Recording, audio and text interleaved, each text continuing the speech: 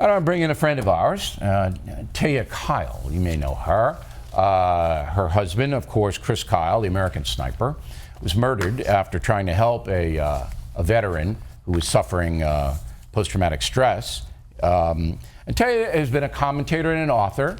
She actually has a new book out called Profiles in Resilience, Courage and Faith, the American Spirit.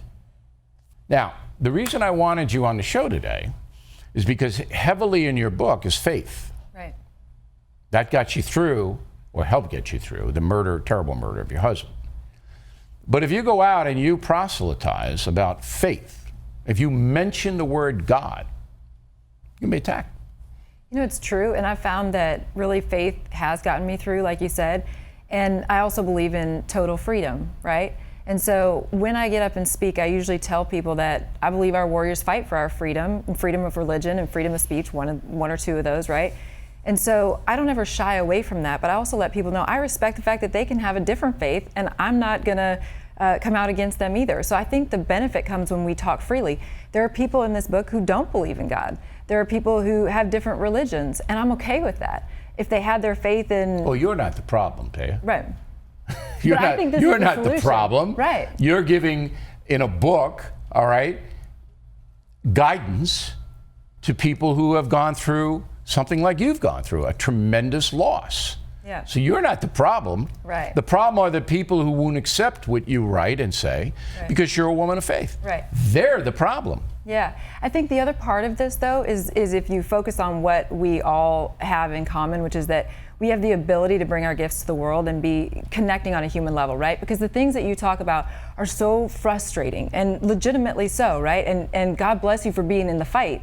There are times where we feel like we as regular citizens can't have the impact that we want to, so what can we do to make the world better? And I think when we reach out and touch another human life, that's how we make the world better. When we stand strong and use our freedom for good things, that's how we make the world better. And we have to do the research and vote our conscience, right?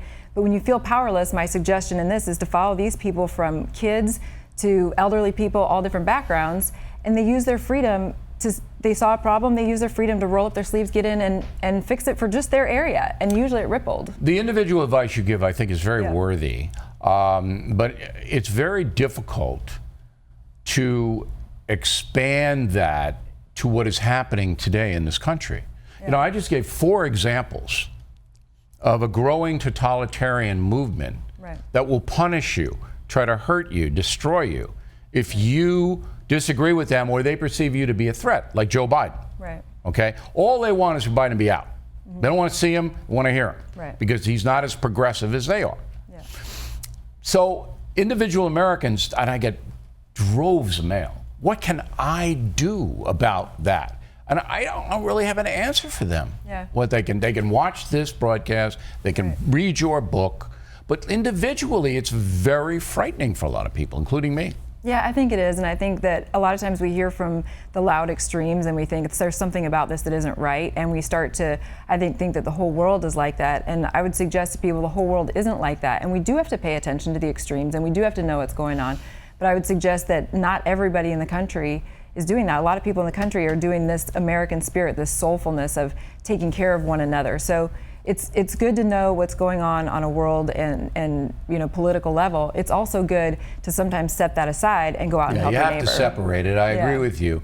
And I also agree with you that this does not reflect America, this progressive fascism that's taking place. Right. But the media endorses it and enables it and helps it. You're not going to get a lot of the New York Times is not going to put your book in a featured position and say, read Taya Kyle's book. Right. It's true. They're not going to do it. Right. All right?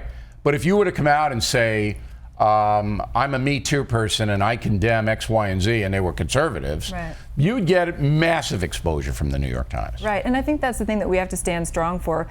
Who are we and how are we using our freedom, right? Because you are right. If I spewed a lot of hatred or if I came out extreme, right, I would have a lot more sales and I would have a lot more followers and stuff like that. But we have to have our decisions.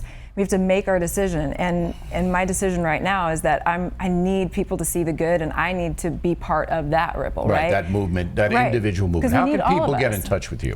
Well, I have the Chris Kyle Frog Foundation, and I have Facebook, Taya Kyle, American Wife, Instagram, stuff like that too. All right, slower. Yeah. Tell them how they can get in touch with you. Okay. So I have Give them the Facebook thing. Okay, Facebook is Taya Kyle, American Wife on Facebook. Okay, so that's how they can get in touch. Good luck with the book, Taya. It's nice to see you. Thank Good you to see very you too. much. Thank you. Okay.